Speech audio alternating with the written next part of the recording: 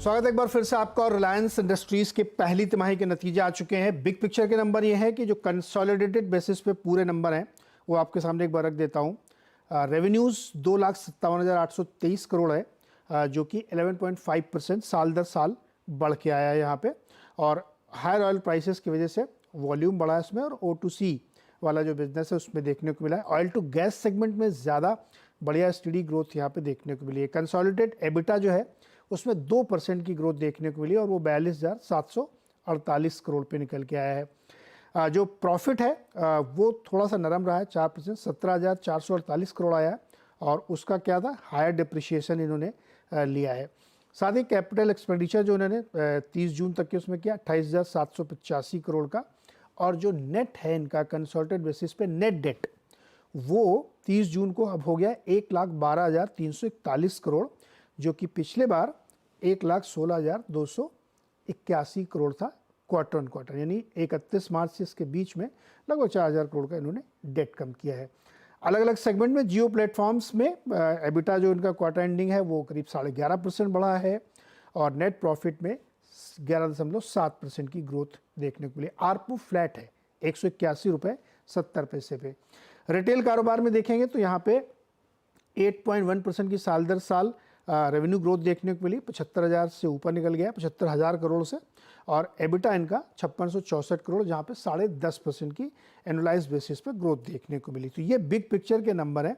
O2C segment में 18.1% की YOY growth देखने को मिली है। 1,57,000 करोड़ का ये यहाँ पे देखने को मिला है। हमारे साथ 3 मेहमान जुड़े हुए हैं, सनी अग्रवाल, शरद अवस्थी और नरेंद्र सोलंकी जी।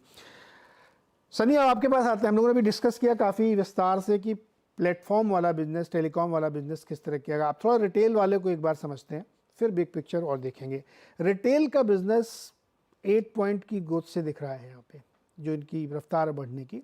अगर 75,000 करोड़ एक क्वार्टर में निकल रहा है तो काफ़ी बढ़िया पोजीशन है उनकी, काफ़ी सारे एक्विजिशन उन्होंने किए हैं। और एबिटा में भी 10.5% की ग्रोथ देखने को मिली है। फुटफॉल काफ़ी ज़्यादा बढ़े हैं इनके, और स्टोर्स भी लगातार ऐड कर रहे हैं।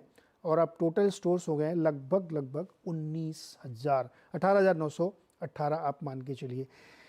रिटेल का मार्केट जिस तरह से ग्रो कर रहा है सनी, उसमें ये माना जाता है कि जितना पंप इन कर सकते हैं आप, पाइपलाइन अपनी जितनी ज़्यादा टाइट करेंगे उतना ज़्यादा आप मार्केट गेन करेंगे और दूसरों मुकाबले फ़ायदेमंद रहेंगे। कि आपको कैसा लग रहा है ये प्रदर्शन इनका पहली तिमाही का?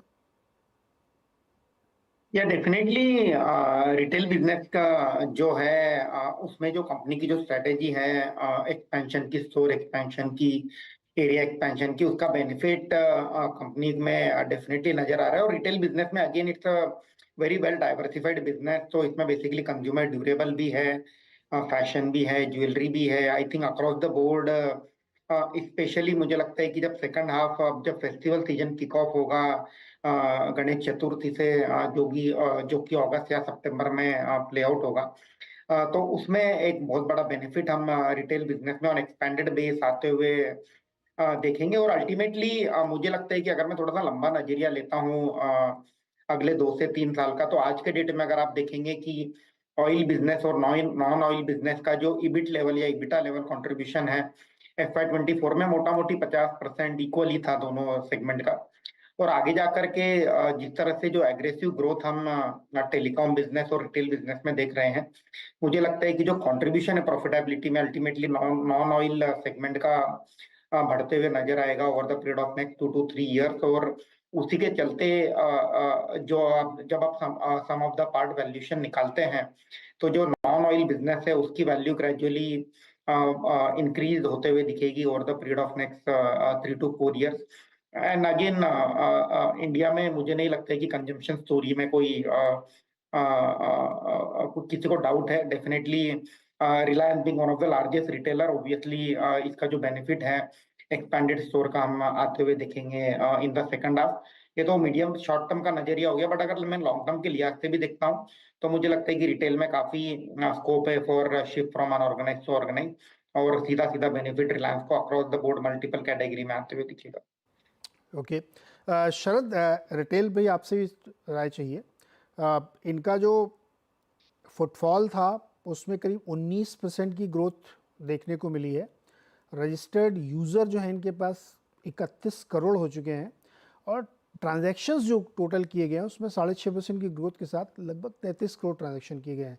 तो फुटफॉल अगर हम देखें और टोटल ट्रांजैक्शन तो इसमें मतलब ऑनलाइन भी शामिल इन्होंने कर लिया होगा, दोनों पैरेलल ग्रो कर रहे हैं। शरद। देखिए पैरेलल ग्रो कर रहे हैं, लेकिन अगर आप डीमार्ट के कंपैरिजन में नंबर्स को देखें, जो लिस्टेड बड़ा रिटेलर है, तो मुझे लगता है इस तिमाही में थोड़ा सा रिलायंस ने शायद अंडर परफॉर्म किया है।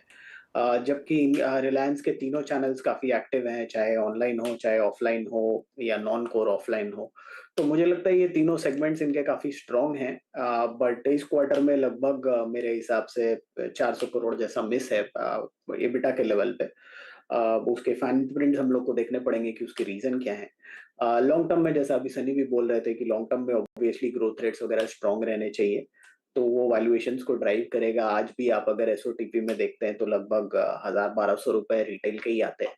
तो मेजर पार्ट ऑफ वैल्यूएशन वहां से डराइव हो ही रही है और ग्रोथ रेट्स आने वाले 2-3 सालों में टेलीकॉम और रिटेल में स्ट्रांग ही रहने चाहिए। तो मुझे लगता है इस क्वार्टर नंबर्स थोड़े से डिसअपॉइंटिंग है रिटेल के, बट ऑब्वियसली जिस तरीके का स्टोर फुटप्रिंट ऐड किया है, शायद इस क्वार्टर भी 2 मिलियन स्क्वायर फीट जैसा ऐड किया है, तो लगातार उन्होंने वो एडिशंस की है और जनरली स्टोर्स को ब्रेक इवन होते होते भी टाइम लगता है। तो मुझे लगता है आने वाले 2-3 साल काफी इंटरेस्टिंग रहेंगे। और टेलीकॉम में भी आपका कैपेक्स का साइकिल मोर और लेस ओवर हो गया है। मोस्ट प्रोबेबली सिर्फ ये रिटेल और जो न्यू एनर्जी सेगमेंट है वही इनका कैपेक्स ओरिएंटेशन रहेगा। तो रिटेल इस क्वार्टर के नंबर्स थोड़े से मिस हैं, but long term trajectory certainly काफी स्ट्रांग रहनी चाहिए। नरेंद्र, आपका एक कमेंट रिटेल पे, और क्या ये हो सकता है कि लगातार एक्सपेंड कर रहे हैं, नए टाई अप सारा, एक वो फास्ट फैशन फॉर्मेट भी लाने की तैयारी चल रही है, तो इसकी वजह से भी थोड़ा सा दबे नंबर दिख रहे हैं? जी definitely one of the reasons वो है कि स्टोर जितने भी ऐड हो रहे हैं उनको थोड़ा सा स्केल अप होने में टाइम लगता है। तो स्टोर एडिशंस और फुटफॉल्स अगर आप देखें तो फुटफॉल कन्वर्जन भी मेरे ख्याल से इम्प्रूव होना चाहिए और आगे आगे आगे आने वाले टाइम में। और जहां तक अगर आप फ्यूचर ग्रोथ देखें तो as a industry retail definitely काफी अच्छा परफॉर्म करने वाला सेक्टर रहा है और अब इस साल में आगे जो सीजन दिख रहे हैं नेक्स्ट क्वार्टर में वो डेफिनेटली परफॉर्म करना चाहिए।